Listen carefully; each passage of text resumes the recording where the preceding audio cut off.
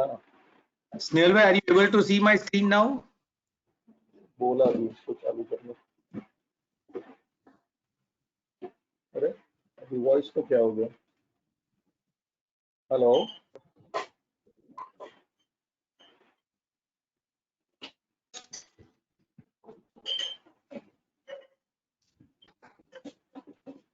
Hello Are you able to see my screen?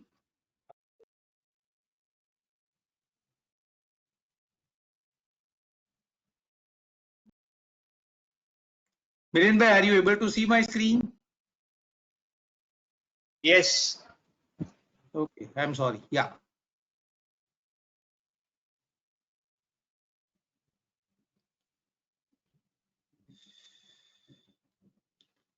Okay, I'm sorry for the goof up.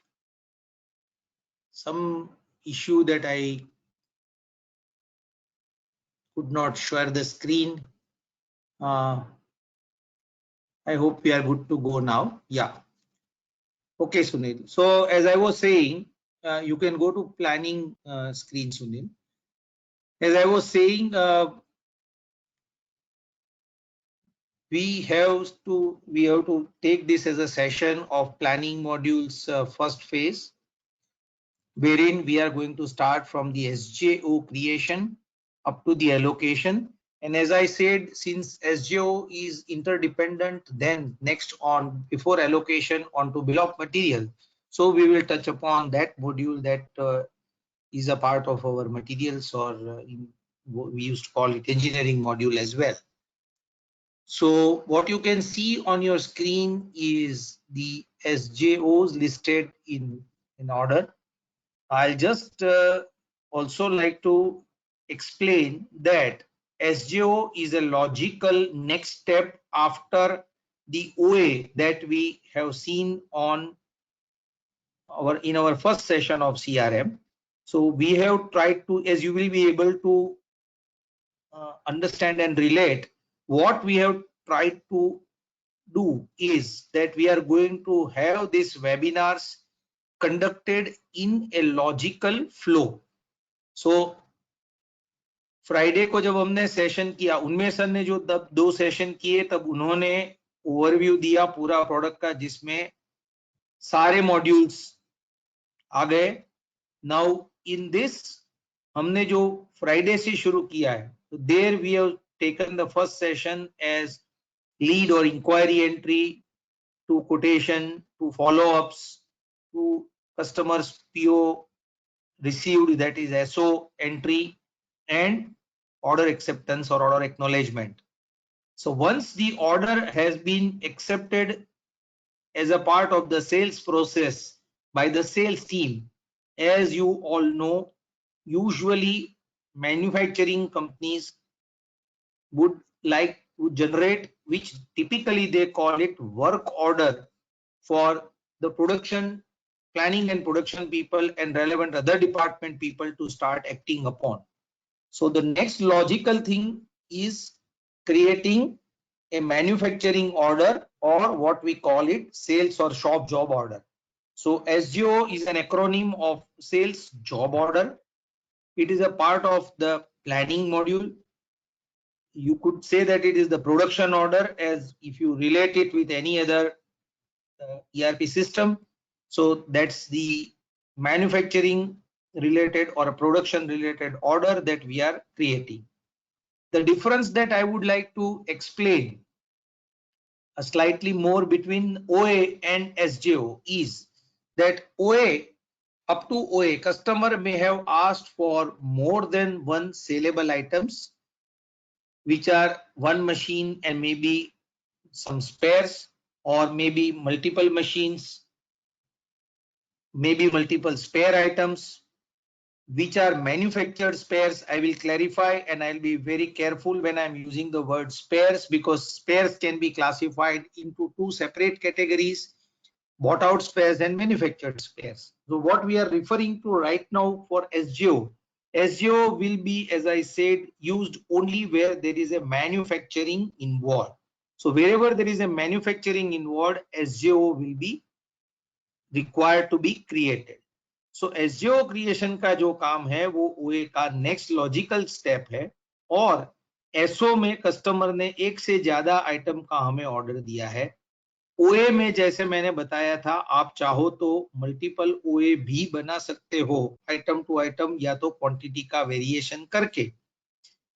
However, we have there is also a practice that many customers just create one OA because that becomes a reference number between customer and our customer. So that is user and customer for taking status of the tracking status of the customer order. But when the order has multiple manufacturable items, the items which requires manufacturing and dispatch, as you all can understand and relate, each manufacturing will item will necessarily have separate or distinct bill of material. That is why the relationship between OA and SJO is OA is one to SJO is many. So it is one to many relationship as far as OA to SJO is concerned. Further, SJO, there is, when we go to actual SJO screen, which is in front of you at the field level, we will talk about it. But what I would like to highlight is that SJO is created not just based on OA only. OA is one way to logically create an SJO and relate the customer order associated with it. However, there is also a facility of Sunil forecast order. बताओ.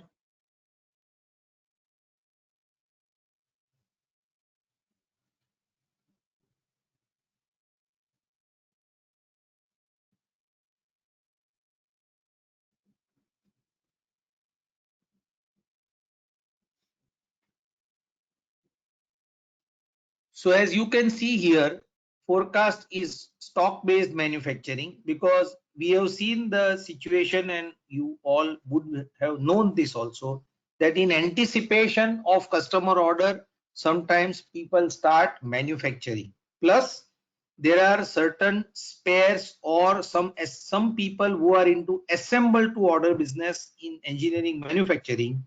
They sometimes have the components. They have two stages of the operation, that some components and assemblies they keep as a stock.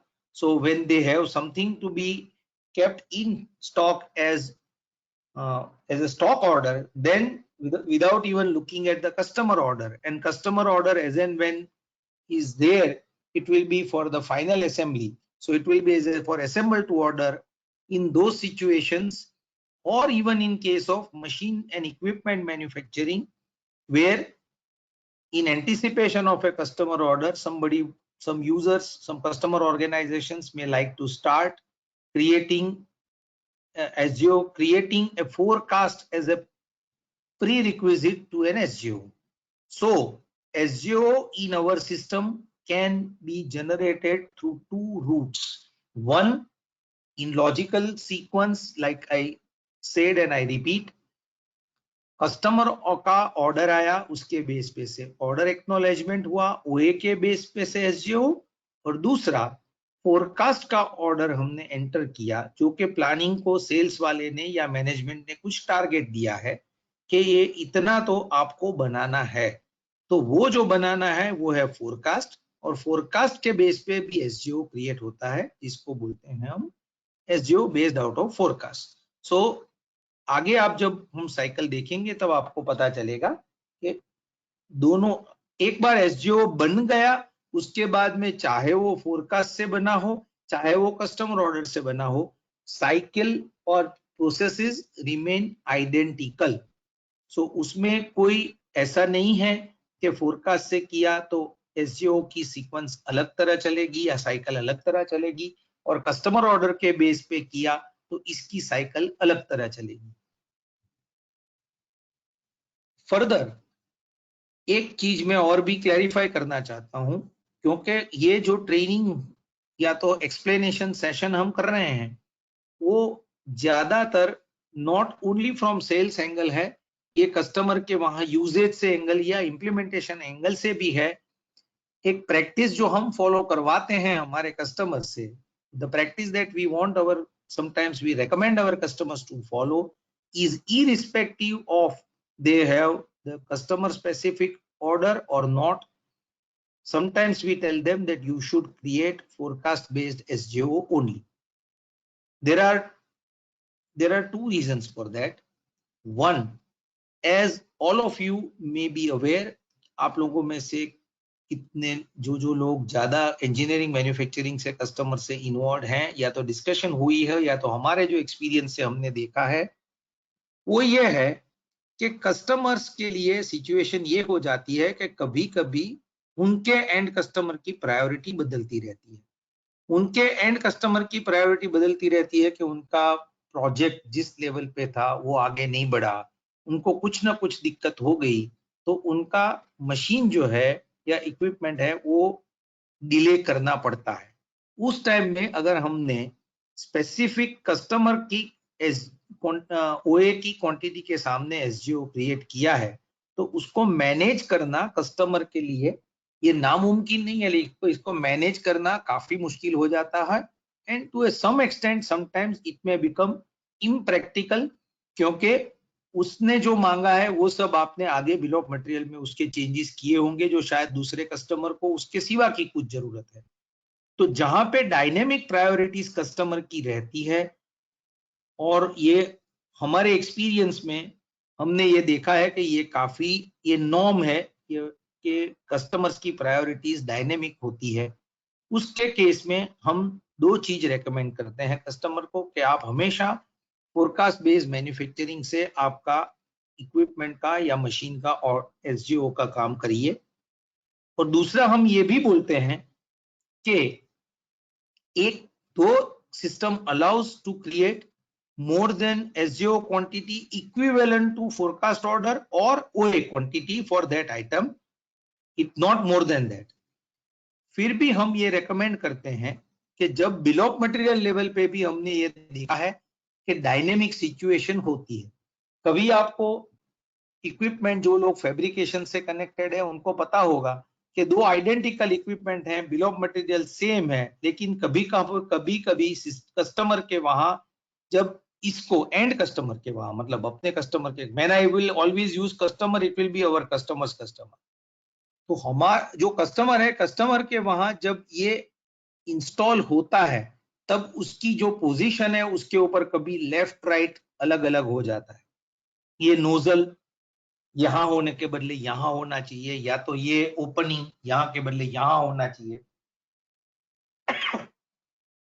ऐसा जो छोटा छोटा change है, या तो इसमें एक एक्स्ट्रा ये लगेगा इसमें ये नहीं लगेगा वाली बात हो, या मशीन मैन्युफैक्चरिंग के केस में कभी ऐसी सिचुएशन हो जाती है कि एक पहले उसने एक पार्शियल डिलीवरी का भी केस होता है कि पहले आप एक मशीन दे दो। उस केस में ऐसा नहीं है कि आपकी एसजीओ क्वांटिटी से आप जितना खत्म नहीं करते आप नहीं भेज सकते। Yes, partial dispatch is allowed, लेकिन एक का एग्जीक्यूशन चालू हो गया। हमारा एक्सपेक्टेशन सिस्टम का डिसिप्लिन और कंट्रोल पॉइंट्स ऑफ व्यू से ये है कि एसजीओ में जो एसोसिएटेड बिल ऑफ मटेरियल होगा वो सैक्रोसेंट होगा उसकी पेरेंट क्वांटिटी के लिए।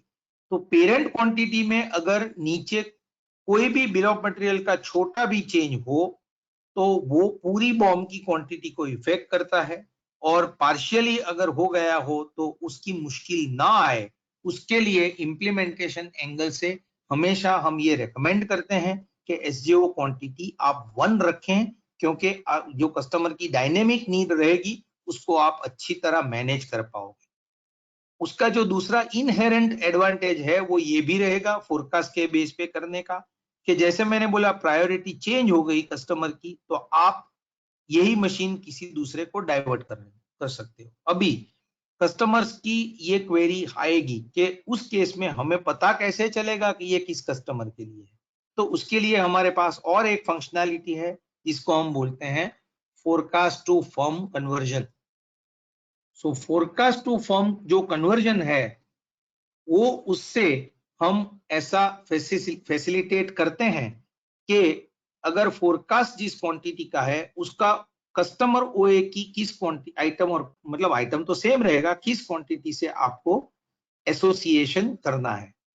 तो ये एसोसिएशन करने से क्या होगा कि आपके पास मैन्युफैक्चरिंग में फ्लेक्सिबिलिटी रहेगी कि आप कस्टमर की प्रायोरिटी को एडजस्ट कर पाएंगे।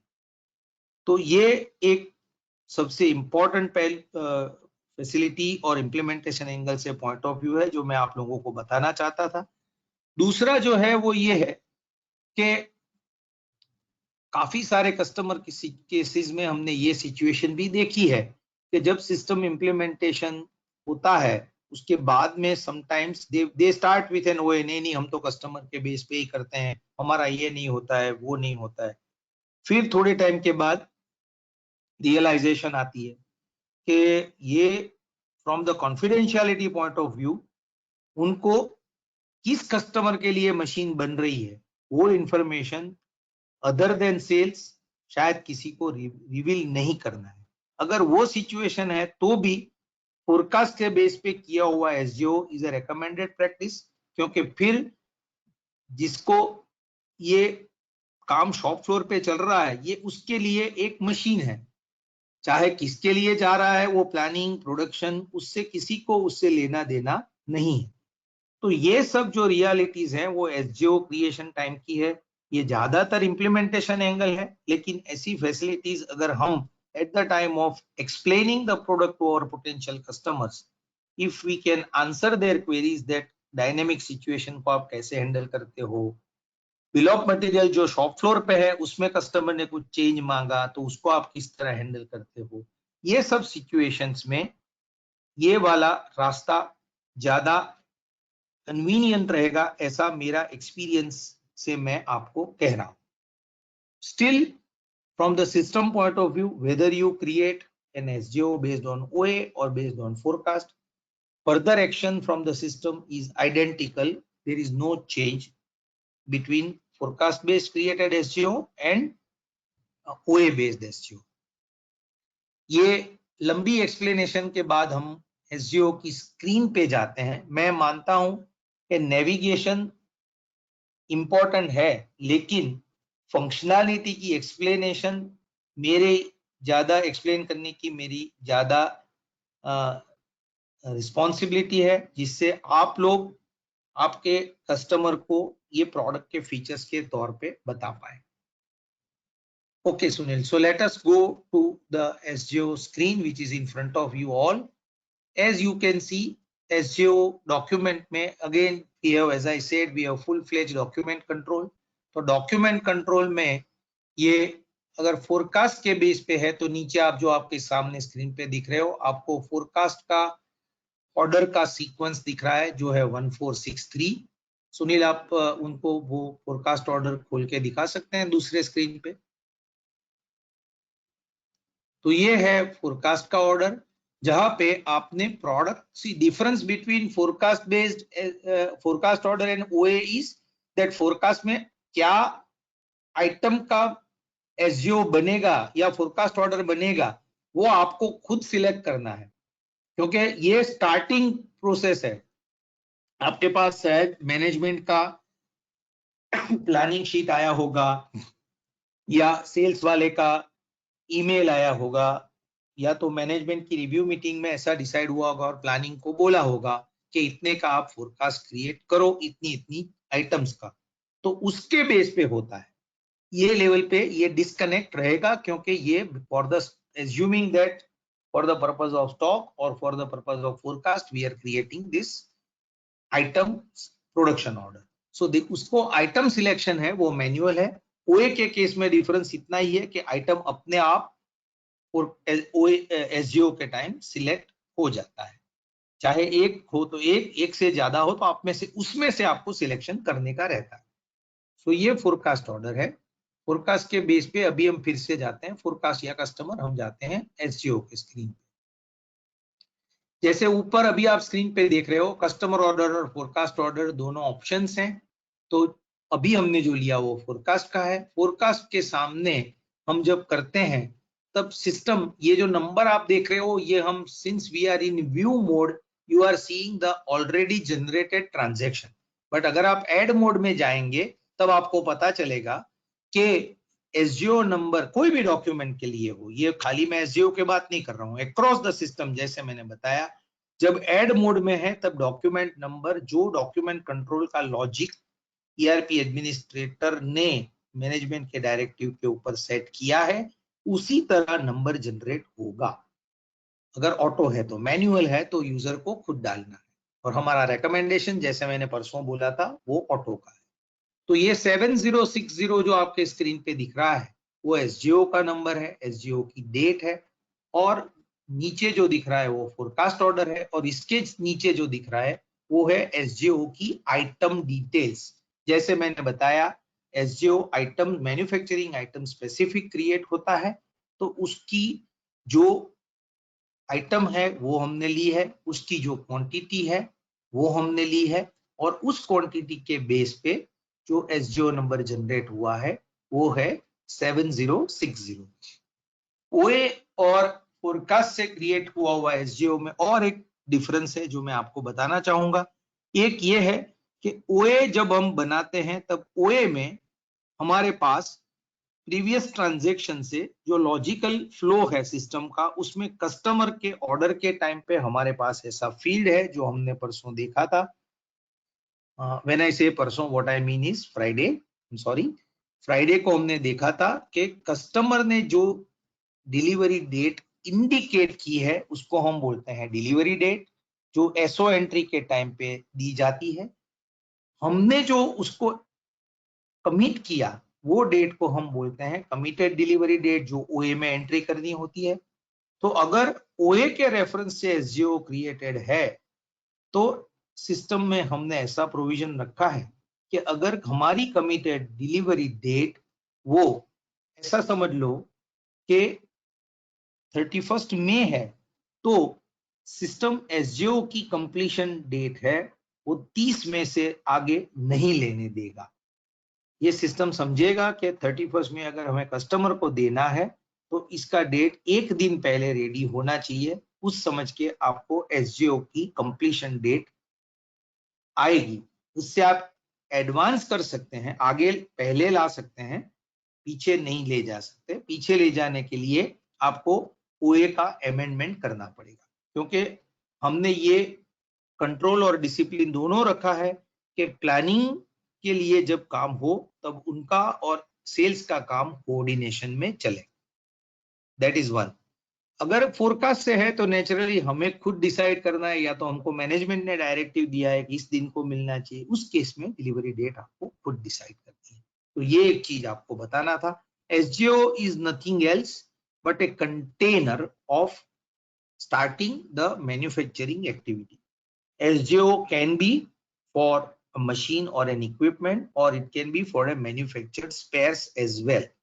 ये मैं आपको क्लैरिफाई करना चाहता था। करेक्ट? सो SGO में और आगे सुनिए, नीचे स्क्रीन पे जाइए आप।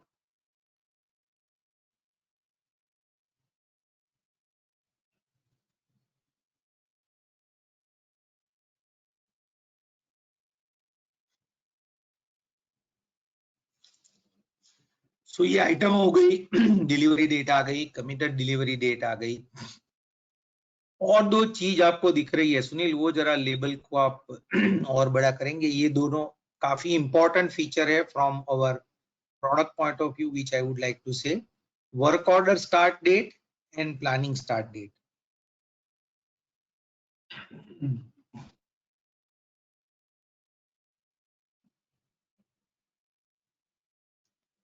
ये इसका जो ये कन्फिगरेबल फील्ड है, ऐसा नहीं है कि हर एक कस्टमर के वहां इसका यूज होगा, लेकिन सिस्टम में ऐसा प्रोविजन है कि अगर कंपनी बहुत लेवल अच्छे लेवल पे ऑर्गेनाइज्ड है और उनकी दो एक्टिविटी, मटेरियल प्लानिंग की और प्रोडक्शन प्लानिंग की, इंडिपेंडेंटली अच्छी तरह चल रही है, then there is a control that can be established कि जो एसजीओ आप बना रहे हैं उसको मटेरियल के तौर पे कब से प्लानिंग में लेना है। मतलब उसकी ये प्लानिंग डेट, जहां पे ये प्लानिंग स्टार्ट डेट लिखी है, इसके पहले सिस्टम उसके इंडेंट बनने नहीं देगा। हमारा आगे का one of the sessions is going to be our MRP engine called autoshop. तो उस टाइम पे बात होएगी, लेकिन मैं खाली आपको बता दूं कि planning start date is the start date only on that date, or after that material planning people can start acting on the indent and indent based purchase order creation. Similarly work order start date का मतलब ये है कि आपको ये एसजीओ तो आ गया है, लेकिन कंपनी को मालूम है कि इसके मटेरियल के लीड प्रोक्योरमेंट के लीड टाइम में, जो ऐसी कंपनीज की मैं बात कर रहा हूं जो स्ट्रिक्टली जॉब बेस्ड प्रोक्योरमेंट ही करते हैं, ऐसा भी फीचर हमारे सिस्टम में है। जॉब बेस्ड प्रोक्योरमेंट का मतलब ये है कि वो लोग कभी कुछ, मतलब I am not talking of hardware and consumable items, but जो लार्जली आइटम्स कंपनी को चाहिए, जो ए क्लास बी क्लास आइटम जिसको जनरली बोला जाता है, मैं यार न्यू होराइजन के तौर पे ए क्लास बी क्लास नहीं बोलूंगा because it is a dynamic thing, but जो आइटम स्पेसिफिकली किसी कस्टमर ऑर्डर के सामने ही खरीदारी जाती है, ऐसी प्रैक्टिस जिस कस्टमर कंपनी के वहां है, जो इनके सिवा कभी नहीं खरीदते, may be little surplus may be there. So for such customer cases, I am saying that they may want to buy the material only when based on the customer delivery date का जो उसको indication है, उसके ऊपर ये लोग material की lead time को ध्यान में रखते हुए प्लानिंग स्टार्ट दे सकते हैं। और मटेरियल आएगा नहीं तब तक मैन्युफैक्चरिंग चालू करने का कोई फायदा नहीं है शॉप फ्लोर पे हम ये वर्क ऑर्डर को। Now I will just clarify that what we mean here by work order is the job card that many people speak in the industry. Job card और रूट कार्ड, कोई कोई लोग उसको root card भी बोलते हैं या तो राउटिंग स्लिप भी बोलते हैं। तो ये जो वर्क ऑर्डर या राउटिंग की जो फैसिलिटी है, वो मतलब when do you want to actually start the production activity on the shop floor. So that is called production start date, work order start date. So work order start or planning start date is for these two separate distinct planning activities. And as I said, ये system का feature है and it has been used at one of the customer locations very effectively. But that organization is equally very matured organization.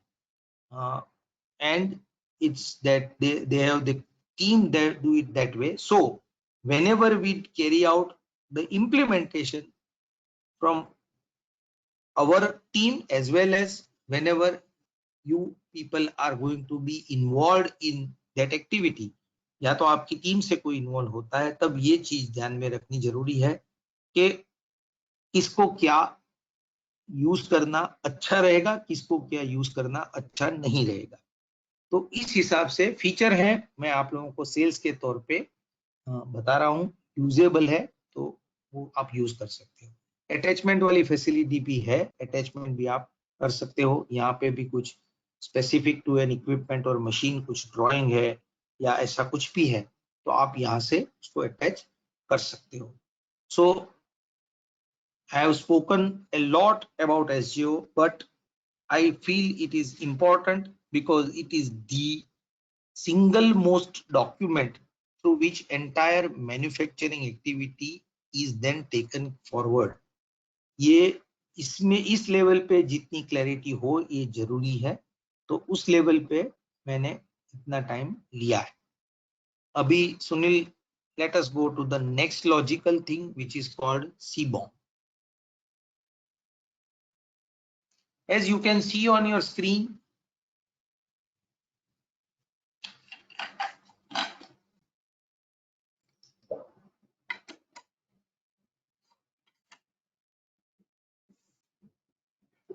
as a part of materials or design or engineering module, we have this CBOM or order BOM creation facility.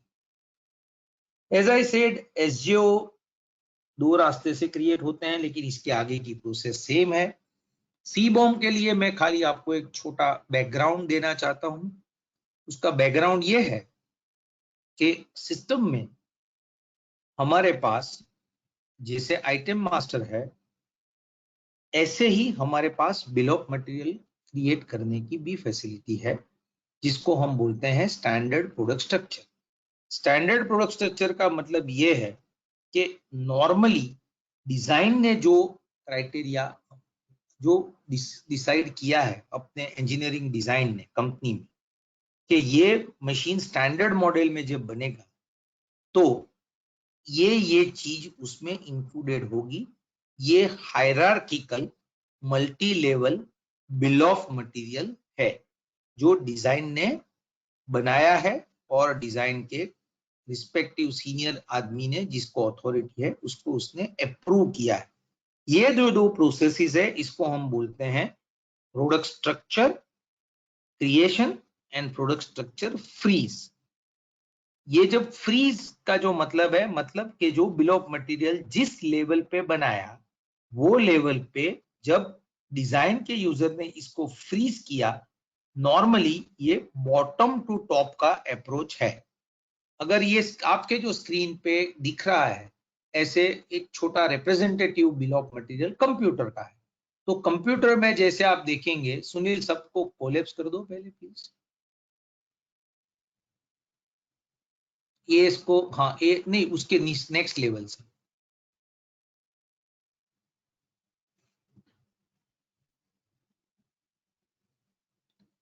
अभी आप जैसे देख रहे हैं कि मैं ये CMP002 नाम का कंप्यूटर बनाना चाहता हूं, तो मेरा प्रोडक्ट स्ट्रक्चर है, उसमें 2 AS आइटम चाहिए।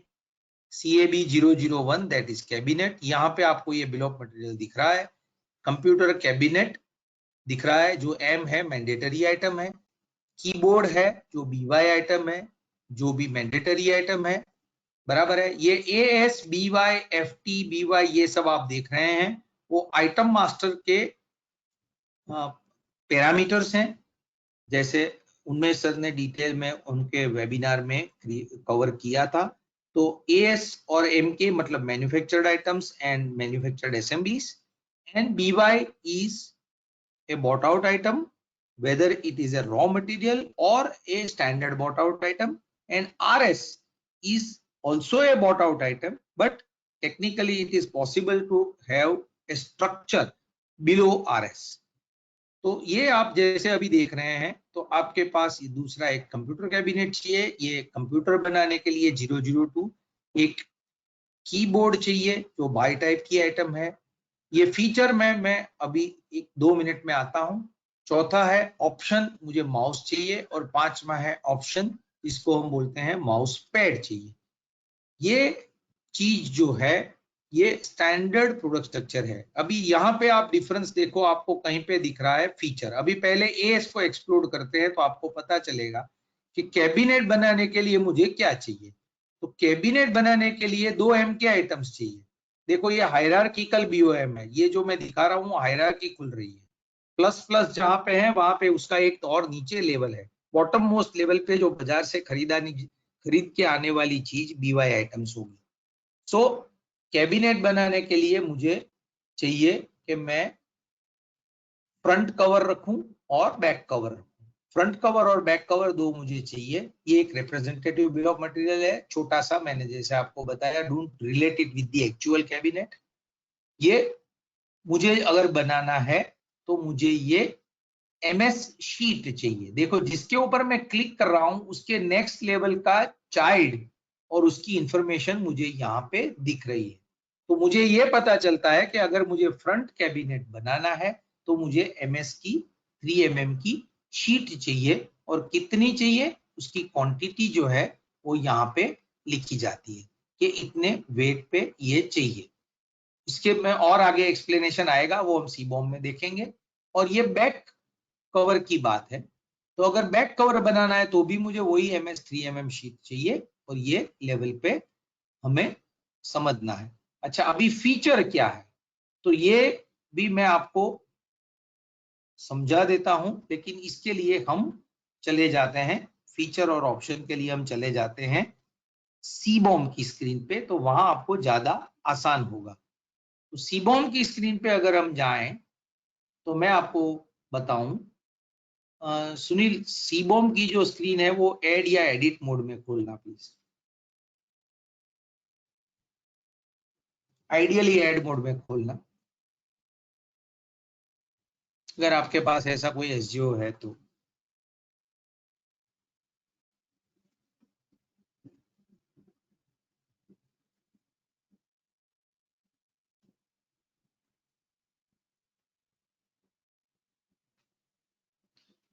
See this is important, yes please. ये एसजीओ हमने सिलेक्ट किया, एसजीओ जो हमने सिलेक्ट किया वो एसजीओ की डेट के ऊपर से ये आइटम आया कि जिसमें CMP 00 है, 5 क्वांटिटी बननी है, और 5 क्वांटिटी बननी है, उसका OA नंबर क्या था वगैरह सब आ गया। अभी जो इंपॉर्टेंट चीज है वो हमें नीचे जाना है, selection of features and options.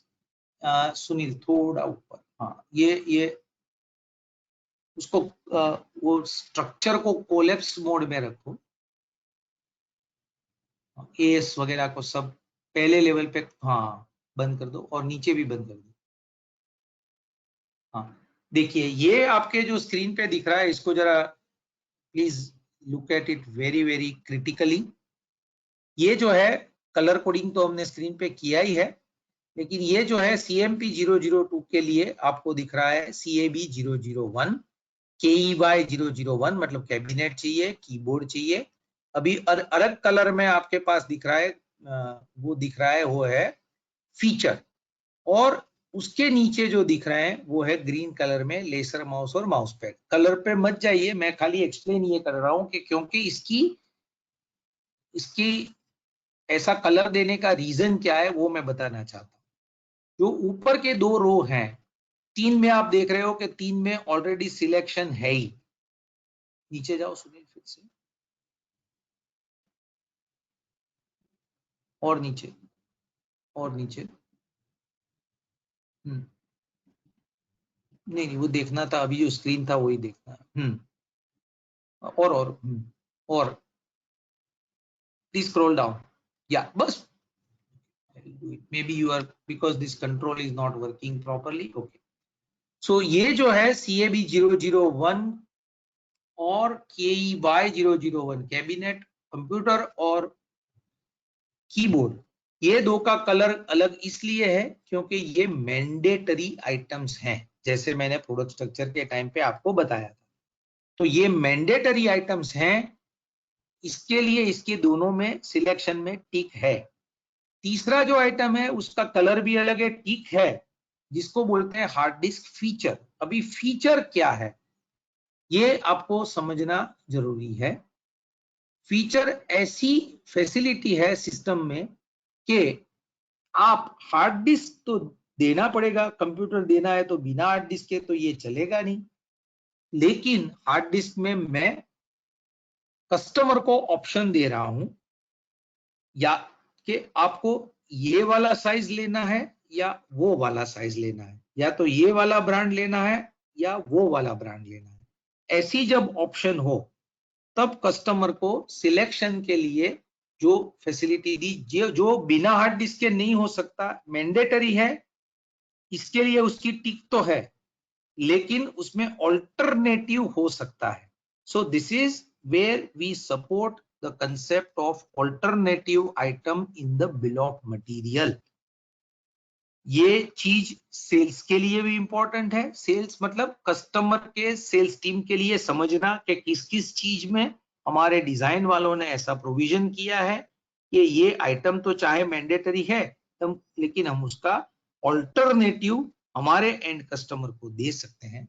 तो उसके लिए ये फैसिलिटी है कि चाहे आप वन टाइप की हार्ड डिस्क लो या दूसरी टाइप की हार्ड डिस्क लो, दो में से एक लो, लेकिन हार्ड डिस्क लेना कंपलसरी है। तो ये सिलेक्शन जो लोग स्टैंडर्ड प्रोडक्ट स्ट्रक्चर में है, तब जितने जितने ऑल्टरनेटिव्स हैं फीचर के वो सब डिफाइन किए जाते हैं और एक को डिफॉल्ट बनाया जाता है उसके आगे जब सीबॉम की स्क्रीन में हम, ये स्क्रीन जो आपके सामने है वहां पे हम हैं, तब ये क्लैरिटी जो जिसको ये फंक्शन का राइट दिया गया है, नॉर्मली ये किसके पास रहता है, जो डिजाइन को और डिजाइन के रिलेटेड फीचर्स को ठीक तरह समझता हो। सो अगर ये प्लानिंग वाला कर रहा है या प्रोडक्शन वाला कर रहा है तो भी उसका डिजाइन की अंडरस्टैंडिंग ठीक तरह होना जरूरी है। Ideally, this has to have be dealt by the design team and in close coordination with what has been desired by the customer, which is ultimately conveyed to planning through planning. So ये feature item का selection इस level पे design जो जिसको ये authority है वो करता है। तो दो में से एक लेना कंपलसरी है। अभी we go to the last two where we say that green colour वाले जो चीज हैं, सुनील आप इसका ही आप प्रोडक्ट स्ट्रक्चर वाला स्क्रीन भी दिखा दो ना, जो खुला ही था शायद, नहीं है तो खोल के दिखा दो।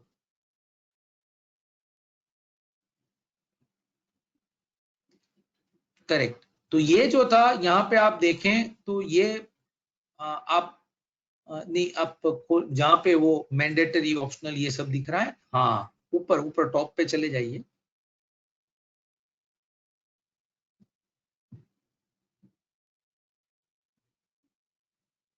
Oh sorry, somehow I logged out. I'm sorry, I did some mistake.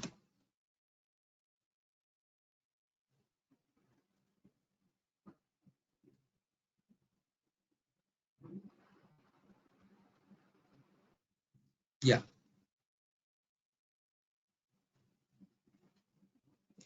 Yeah. So जहां पे मैंडेटरी आइटम और फीचर आइटम है और ऑप्शनल आइटम है, मतलब ये आइटम कस्टमर मांगता है तो ही मैं देता हूं। जैसे मैंने बोला आपको ये लिटरली नहीं लेना है, ये बिल ऑफ मटेरियल को कंसेप्ट की तरह लेना है। अगर ये फीचर और ऑप्शन को भी मैं एक 2-3 मिनट और लेके आपको एक्सप्लेन करूं तो ये चीज है कि क्योंकि ये SGO, product structure and C BOM, ये ऐसा समझ लो कि हमारे सिस्टम का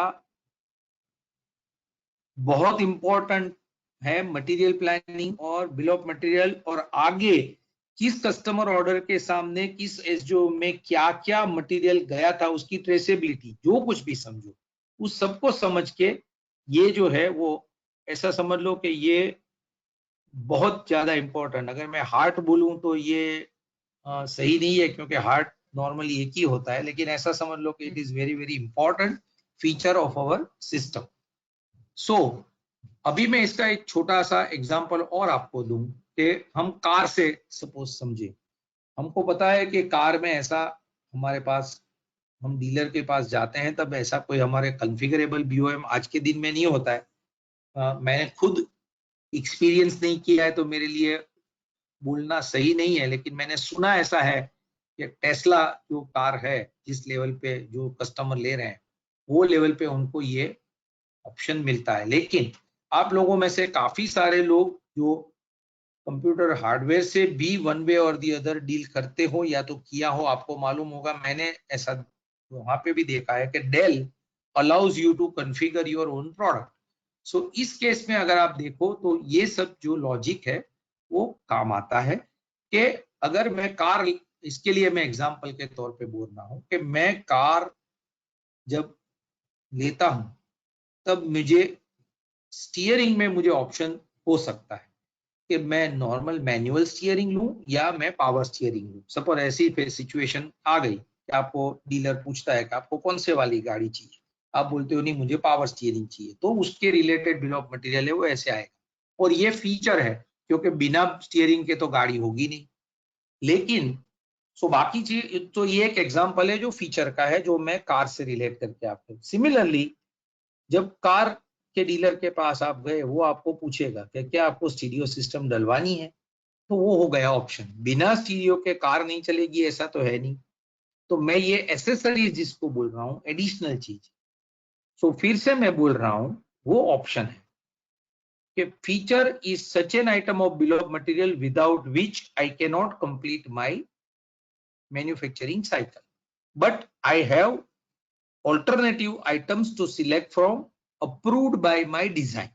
डिजाइन ने जो जो ऑल्टरनेटिव मुझे दिए हैं उसमें से कोई एक को लेके मुझे आगे बढ़ना है, वो है फीचर.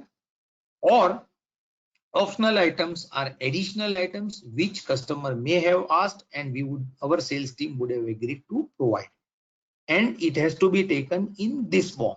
So standard में ऑप्शन दिया है और स्टैंडर्ड बीओएम को जब सी बॉम्ब में इनहेरिट किया जाता है, मैं कॉपी वर्ड नहीं बोल रहा हूं क्योंकि ये कॉपी नहीं है, ये वहां से यहां इनहेरिट होता है. और इनहेरिट होने के टाइम पे जो चेंजेस प्लानिंग इसका जो ऑथोराइज यूजर कर रहा है, ये इस ऑर्डर की या इस एसजेओ की स्पेसिफिक बिल ऑफ मटेरियल हो जाती है, जिसको हम बोलते हैं सीबीओएम कस्टमर बॉम्ब, या तो in other terms you can say order specific BOM. So this is the explanation that I wanted to give for SGO, SGO to CBOM और उसके साथ जो उसकी previous process linked है product structure. Now the next step for this is CBOM में और क्या हो सकता है. CBOM में छोटा लेवल का क्वांटिटी का चेंज है. हम ये समझते हैं कि ये जो कर रहा है वो इतना नॉलेजेबल आदमी है कि वो डिजाइन की जो सोची हुई चीज है ये डेंजरस है. इसमें टाइटल CMP 002 रख के 2 मैंडेटरी आइटम को रख के नीचे का पूरा स्ट्रक्चर और तीसरा कोई भी ऑल्टरनेटिव रख के आप कुछ भी कर सकते हैं. ये जो आपको दिख रहा है ये तो छोटा वाला है उसके लिए, लेकिन इसमें ये जो रिस्की प्रपोजिशन ना हो उसके लिए इसकी अथॉरिटी समझने वाले आदमी को देनी चाहिए, क्योंकि यहाँ पे इसकी क्वांटिटी भी चेंज कर सकता है, इसका ऑर्डर भी चेंज कर सकता है कि ऊपर क्या होगा नीचे क्या होगा, उसका रॉ मटेरियल भी चेंज कर सकता है. ये सब फैसिलिटी सी बॉम्ब लेवल पे है. और आगे हम जो सेशंस में देखेंगे वो शॉप फ्लोर पे जो डायनेमिकली बीओएम का चेंज होता है उसमें सीसीएन में भी ये कवर होगा. तो ये सी बॉम्ब एक बार ओके हो गया.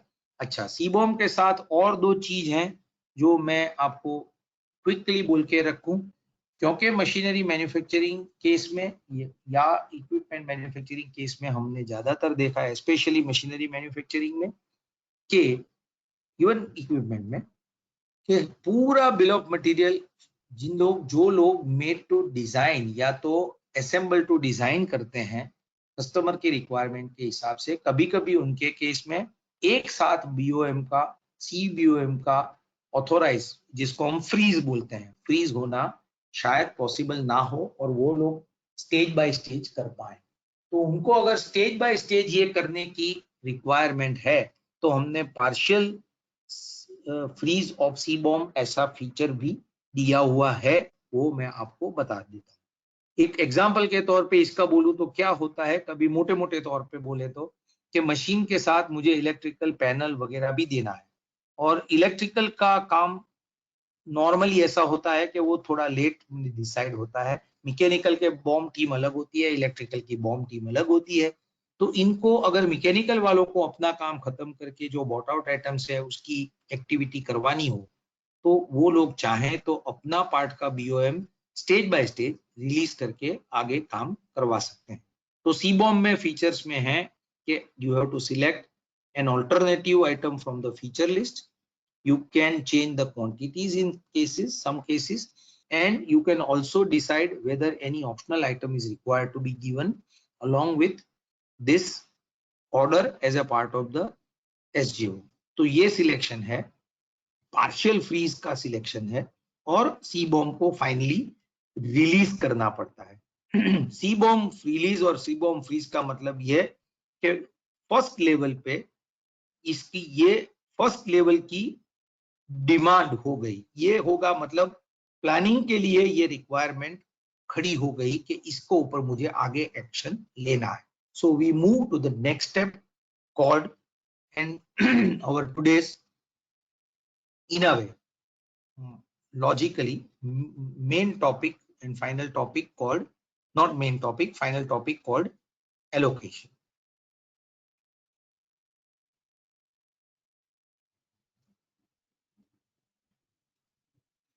आपके स्क्रीन पे जैसे दिख रहा है, सुनील भाई एक बार फिर से प्लानिंग के स्क्रीन पे आप जाइए तो ब्रॉडली हम वो मेनू भी दिखा दे बाकी के। देखो जैसे फोरकास्ट ऑर्डर आपके सामने दिख रहा है जो अभी हमने दिखाया, convert to forecast to form, वो मैंने आपसे बात करी है।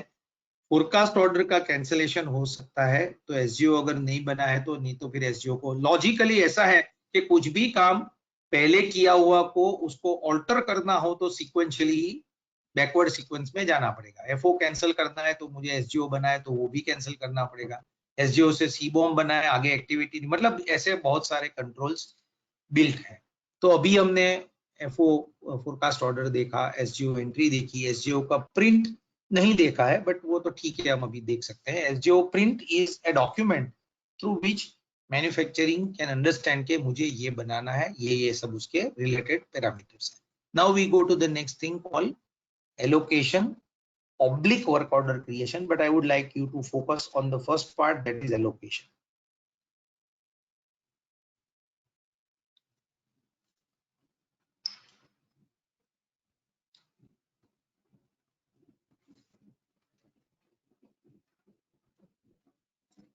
Most of you would be aware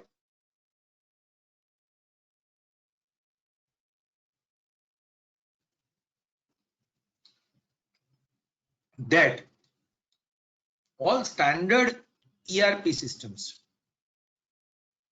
provide this concept. This concept is nothing but reserving the material against this particular SGO and marking it as reserved, so that for other SGOs this material is considered as ये मेरे पास जैसे नहीं है।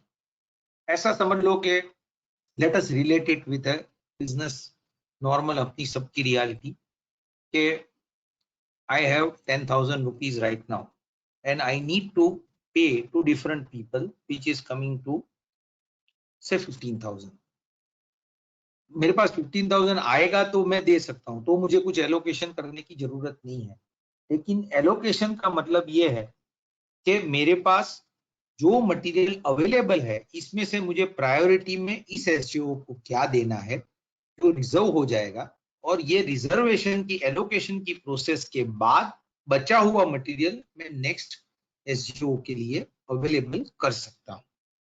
तो ऐसा समझो जैसे मैंने बताया कि 10,000 हैं और तो मुझे पहले मेरे को पता है कि ये मेरा क्रिटिकल, ये मेरा काम पहला है जो स्टैट्यूटरी पेमेंट है वो मुझे करना ही है।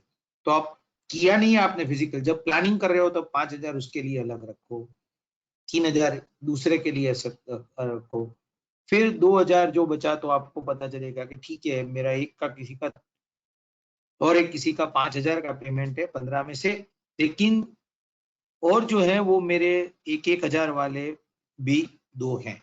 तो चाहे आप 5,000 वाले को 2,000 देना चाहते हैं या 1,000 वाले दो को खत्म करना चाहते हैं, ऐसी जो डायनेमिक सिचुएशन आपकी होती है उसको चलते मटेरियल एलोकेशन का कंसेप्ट भी वही तरह उसी तरह चलता है। ये मैं आज जो अभी हम दिखा रहे हैं वो मैन्युअल वे ऑफ एलोकेशन दिखा रहे हैं। इसका ऑटोमेशन का भी पूरा प्रोसेस है, दो और लेवल का।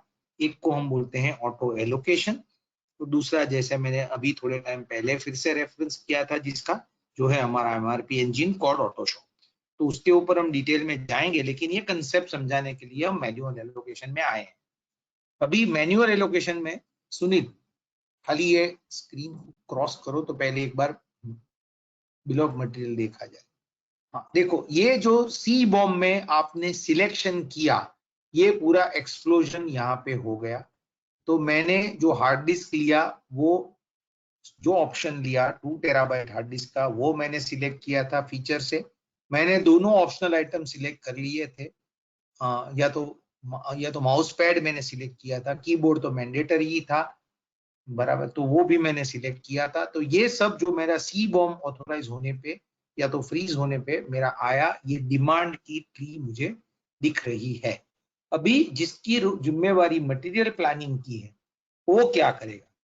तो ये हम मैनुअल जैसे बोल रहे हैं उसके लिए बोल रहे हैं। आप नॉर्मली ऐसा सोचो कि मेरे पास अगर कंप्यूटर कस्टमर ने मांगा है तो, और कस्टमर मेरे पास कंप्यूटर होता जो उसने मांगा है उसी स्पेसिफिकेशन का, तो मैं डायरेक्टली एलोकेशन करके फिनिश गुड से डिलीवर डिस्पैच ही कर देता।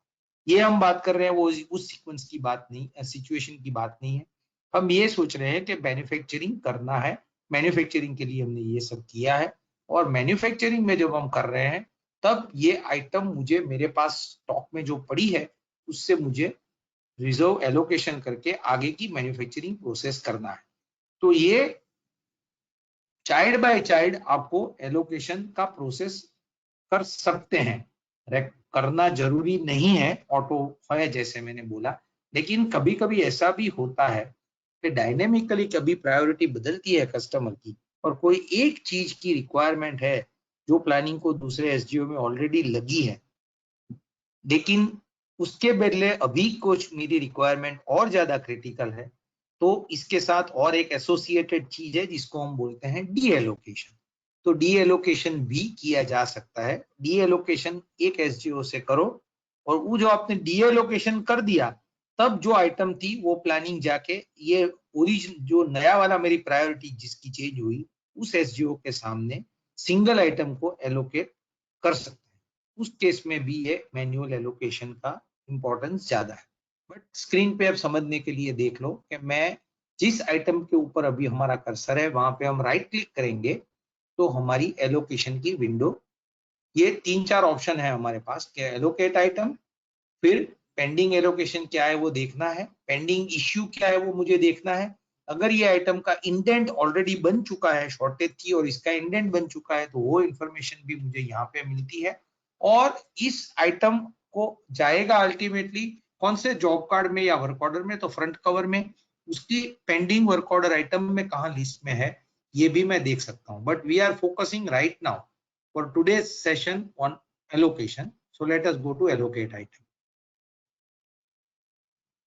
As I go to allocate item, जैसे उमेश भाई ने वेबिनार में डिटेल में शायद बात करी थी, हमारा ये टॉपिक अभी तक नहीं आया है, बट मैं ब्रीफली बता दूं कि सिस्टम में यूजर के पास, यूजर के साथ वेयरहाउस इसका कितने वेयरहाउस से वो मटेरियल कौन सी साइट के कौन सी वेयरहाउस का मटेरियल ये मैन्युफैक्चरिंग में यूज कर सकता है उसकी एक्सेस कंट्रोल दी गई है।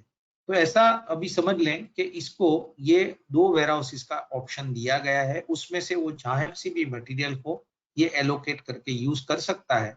तो उसने ये देखता है, अभी आप देख रहे हो आपके सामने, एक मिनट ना सुनिए, एक मिनट, ये आपके सामने कैप्शन दिख रहा है फ्री ऑन हैंड और एलोकेटेड। इसका मतलब क्या है?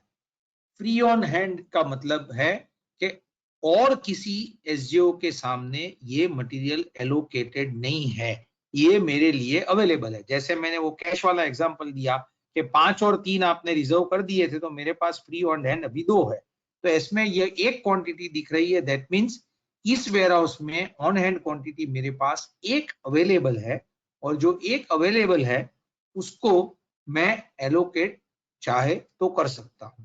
तो मैंने, सुनील भाई ने अभी एलोकेशन क्वांटिटी 0 थी वहां पे मैन्युअली 1 एंट्री किया है। बाजू में जो आप देख रहे हैं वो साइज है, उसको हम सेपरेटली हैंडल करेंगे, क्योंकि सिस्टम में जो साइज वाइज है उसको मैं अभी डिटेल में नहीं जाता हूं। बट ये एमएस शीट साइज के तौर पे डिफाइन की गई है इस बिल ऑफ मटेरियल में। तो आगे जब हम ये एग्जांपल फ्यूचर सेशंस में लेंगे तो इसी एग्जांपल को दूसरी तरह देखेंगे।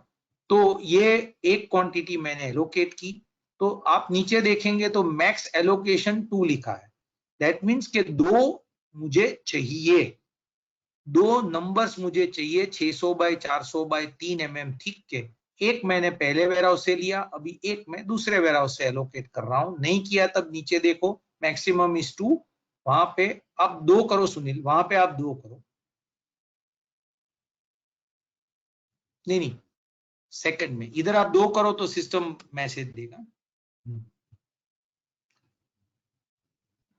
सी, आपको ऊपर मैसेज आ गया, एलोकेशन क्वांटिटी रेड में आया, should not be greater than maximum allocatable quantity.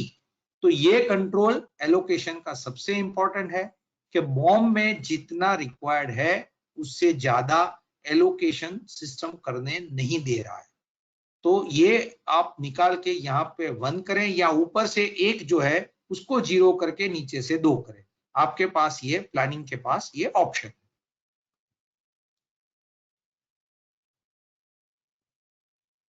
कर दो।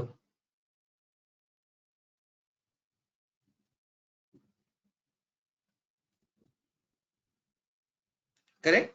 सो यहाँ पे हम नीचे एलोकेट ऐसा क्लिक करेंगे तो ये उसके पहले सुनील सॉरी इसके हाँ तो ये 2 है वो एलोकेट हो गया। जहां पे आप देख रहे हो रेड इंडिकेशन है वहां पे आप देखो तो फर्स्ट स्क्वायर ब्रैकेट में लिखा है 2 दैट इज पोजीशन नंबर 2।